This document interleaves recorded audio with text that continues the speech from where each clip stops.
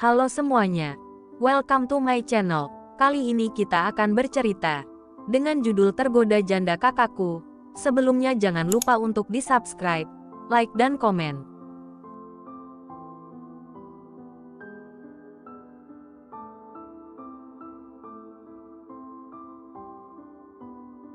Episode 63, Psikiater. John meletakkan bukunya saat seorang wanita memasuki ruang bacaannya. Wanita tersebut datang bersama dokter yang selama ini merawat luka-luka Rendra. Mereka duduk setelah John menganggukkan kepalanya. John melihat wanita itu dengan seksama. Dari ekspresi wajahnya dia bisa merasakan ada kebijaksanaan dan keteguhan di dalamnya. "Tuan John, ini Dokter Maya," ucap wanita itu. "Dia seorang psikiater terbaik yang saya kenal. Saya yakin dia dapat menjaga privasi dan kerahasiaan pasiennya." "Aku percaya," kata John. "Kurasakan dia adalah orang yang baik." "Apakah Anda sudah berkeluarga?" "Saya akan menjaga privasi Anda. Tetapi tolong jangan tanyakan tentang privasi saya," jawab Dokter Maya. "Saya akan bekerja dengan baik. Saya akan membantu putra Anda keluar dari trauma masa lalunya."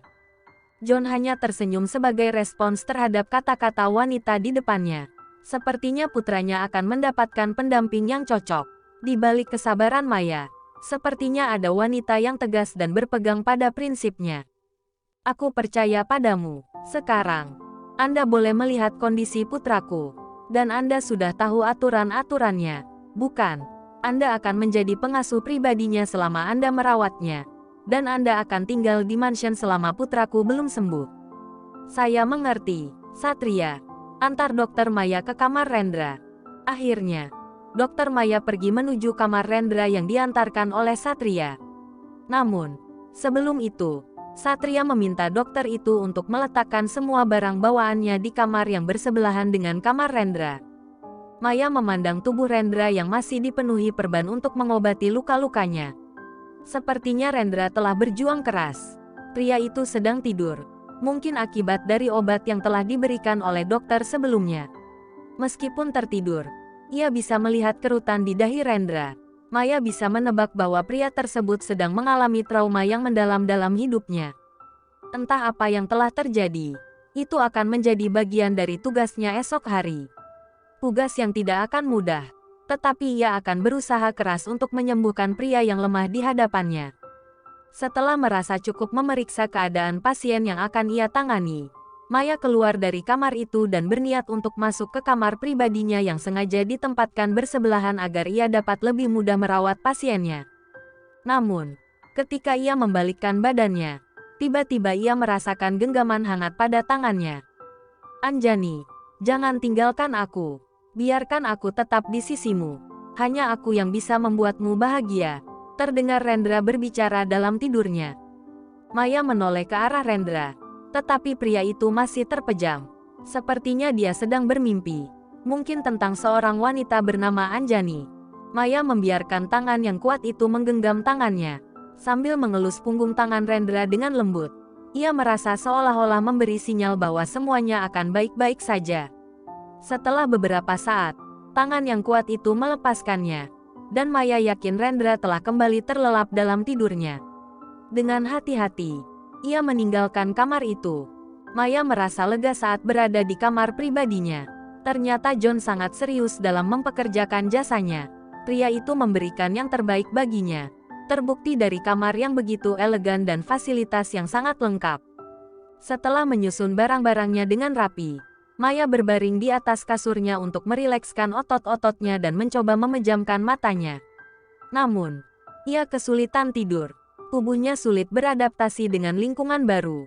Karena ia merasa sulit tidur, ia mengambil ponselnya dari dalam tas pinggangnya.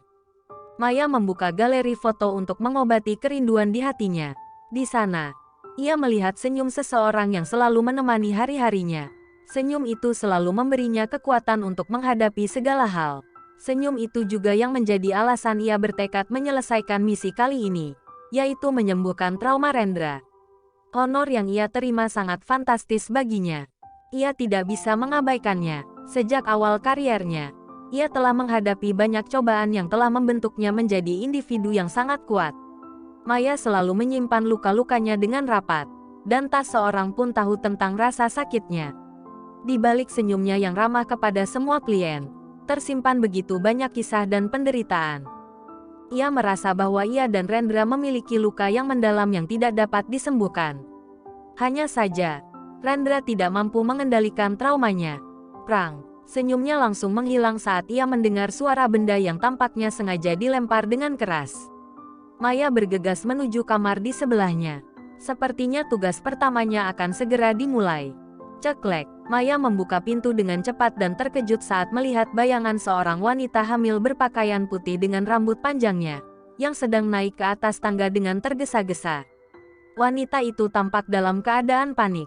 "Jangan mendekat, atau aku akan membunuhmu."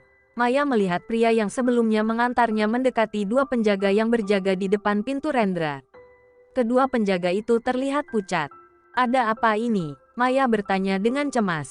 "Tadi, Nona Ratu meminta izin kepada kami agar bisa menjenguk Tuan Rendra. Kami mengizinkan karena dia hanya ingin melihatnya saja.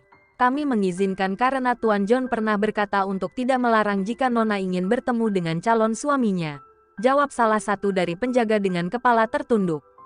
Namun, Satria langsung menanggapi dengan keras. "Tapi tidak jika keadaan Tuan Rendra sedang seperti ini. Dia membutuhkan banyak istirahat. Apa kalian bodoh?" Maya mendekati mereka dengan langkah hati-hati, ingin segera melihat keadaan pria di dalam kamar. "Apa aku bisa masuk?" tanya Maya. "Tentu saja, dokter," jawab salah satu penjaga. "Jangan panggil aku seperti itu. Tuanmu tidak boleh tahu bahwa aku seorang dokter," tegur Maya. "Maaf, saya lupa. Maafkan saya," ujar penjaga dengan nada rendah. Maya melihat pecahan gelas yang berhamburan di lantai dan dengan hati-hati mengumpulkannya agar tidak ada yang terluka saat memasuki kamar. Ia melihat bahwa Rendra sudah terbangun dari tidurnya. Matanya memandang langit-langit kamar. Setelah mengumpulkan pecahan gelas, Maya mendekati Rendra dan bertanya, "Anda tidak apa-apa, Tuan?" Rendra dengan nada marah menjawab, "Apa matamu buta? Apa kau tidak bisa melihat badanku yang hampir seluruhnya dibalut kain perban?" Maya mencoba tenang dan bertanya lagi, "Apa Anda butuh sesuatu?" Maya sengaja tidak menggali lebih dalam kemarahan Rendra, karena ia tahu bahwa itu hanya akan memperburuk situasi. "Pergi," teriak Rendra. "Baik, saya permisi," kata Maya sambil segera keluar dari kamar. Sebelum pergi, ia memberi pesan pada dua penjaga yang sebelumnya mendapat teguran dari Satria. "Kalian, jangan pernah memasuki kamar ini, apapun yang terjadi. Tugas kalian hanya berjaga. Kalian tahukan bahwa Tuan John sudah mengatakan untuk menuruti apapun yang aku minta." "Baik, Nona," jawab kedua penjaga dengan patuh. Maya hanya ingin Rendra tidak selalu keras kepala. Ia ingin pria itu tahu bahwa ia juga membutuhkan bantuan orang lain, terutama dengan kondisinya saat ini yang membuatnya sulit bergerak. Selama beberapa hari terakhir, Anjani tidak pernah lagi pergi ke toko miliknya. Arga benar-benar tidak mengizinkan istrinya pergi kemana-mana. Dia sangat khawatir bahwa Rendra mungkin akan kembali mengejarnya. Meskipun John sudah berjanji akan menjauhkan putranya dari keluarga Baskoro, Arga yakin bahwa Rendra akan melakukan segala cara untuk membalas dendam padanya. Dan sejujurnya, ia juga menantikan hal itu. Ia ingin berhadapan satu lawan satu dengan Rendra lagi. Jika itu terjadi, maka papanya tidak akan punya alasan lagi untuk mencegahnya. Mencegahnya untuk menghancurkan pria gila itu. "Mas, ya, sayang, besok Anjani sudah boleh pergi ke toko. Ya, kamu kan masih bisa mengatur semuanya dari rumah, sayang. Raihan juga sudah mengurus kafe di Bandung, kan? Kenapa sih, Mas?" Anjani yakin bukan karena Dharma. Mas sembunyikan sesuatu dari Anjani. Ya, selama ini, Arga telah melarang istrinya pergi ke toko dengan alasan ingin memantau perkembangan Dharma yang sudah mulai belajar berjalan. Dan Anjani mencoba memahami, karena bagaimanapun, ia tidak ingin melewatkan satupun perkembangan dari buah hatinya. "Memang apa yang bisa Mas sembunyikan dari kamu?" Anjani hanya menggerutu kesal. Ia tahu bahwa ia tidak bisa melawan kata-kata suaminya. Dia berencana untuk menelepon Raihan atau Ricky setelah ini. Dia ingin salah satu dari mereka menyelidiki mengapa Arga begitu protektif padanya selama beberapa waktu terakhir ini. Karena hanya mereka yang bisa dia andalkan. Dia akan merasa lebih tenang jika mengetahui masalah sebenarnya yang telah terjadi. Anjani melihat Arga mengangkat panggilan ponselnya. Sepertinya suaminya sedang berbicara dengan papanya. Mungkin Papa Gali sedang menanyakan sesuatu tentang Dharma karena saat ini Dharma sedang berkunjung ke salah satu rumah kerabat mereka bersama kakek neneknya. Yang, ini Papa lagi nanya. Dede boleh makan jeli buah nggak? Jangan dulu, Mas. Jeli biasanya sulit dikunyah. Lebih baik berikan puding atau agar-agar jika ada. Kan Dede bisa mengunyah itu. Oke, Anjani berjalan menuju kamar mandi sambil melepaskan satu persatu pakaiannya. Ia melakukannya dengan gerakan perlahan, sengaja agar suaminya memperhatikannya. Tentu saja, ada alasan di balik semua tindakan ini. Benar saja, Arga langsung menutup teleponnya ketika melihat apa yang Anjani lakukan. Ia merasa kesulitan menelan ludah ketika melihat tubuh putih polos istrinya yang berdiri di hadapannya. Sayang, tubuhnya tegang ketika sang istri menurunkan satu-satunya penghalang yang masih ada di area bawahnya. Arga melihat tubuh Anjani yang membungkuk untuk melepas kain segitiga itu dari kakinya. Dengan jelas, tampaklah area berumput di mana sarang tongkat sakti itu berada. Arga bangkit dan membuka kaos rumahnya. Sepertinya suhu tubuhnya sudah meningkat karena ulah istrinya. Namun, ketika ia hendak melangkah mendekat, ternyata Anjani sudah lebih dulu masuk ke kamar mandi dan mengunci pintunya dari dalam. Arga segera bergegas mengetuk pintu kamar mandi tersebut. Sayang, buka pintunya dong. Kenapa dikunci sih?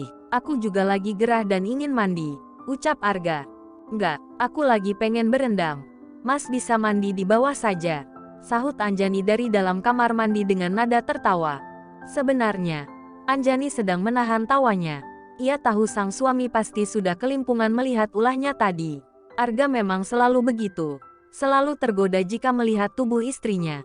Sayang, tolonglah. Mas ingin mandi di dalam juga, pinta Arga dengan penuh rayuan. Dengan satu syarat, kata Anjani. Apa sayang, apa yang kamu inginkan? Bukan itu, besok izinin aku pergi ke toko. Hanya 1 hari, jawab Anjani. Tapi sayang, Anjani nggak maksa. Kalau nggak boleh ya udah. Sana pergi dulu, Mas. Aku ingin mandi sekarang, ucap Anjani tegas. Keheningan pun mengisi ruangan. Anjani tahu pasti suaminya sedang berpikir, dan dia yakin suaminya akan menyetujuinya. Ya sudah, hanya untuk 1 hari. Tapi kamu harus diantar oleh Mas. Ya, sekarang buka pintunya sayang. Aku benar-benar gerah ini, kata Arga dengan suara tergesa-gesa. Janji dulu, Mas berjanji. Sekarang cepat buka pintunya, sayang. Dengan mata berbinar, Arga segera masuk ke dalam kamar mandi begitu Anjani membuka pintunya. Dia langsung membawa tubuh polos istrinya ke dalam bathtub yang belum terisi air. Mas, Anjani hanya pasrah. Dia membiarkan sang suami puas menjamahnya karena tak bisa dipungkiri bahwa dia pun sangat menikmati setiap sentuhan suaminya.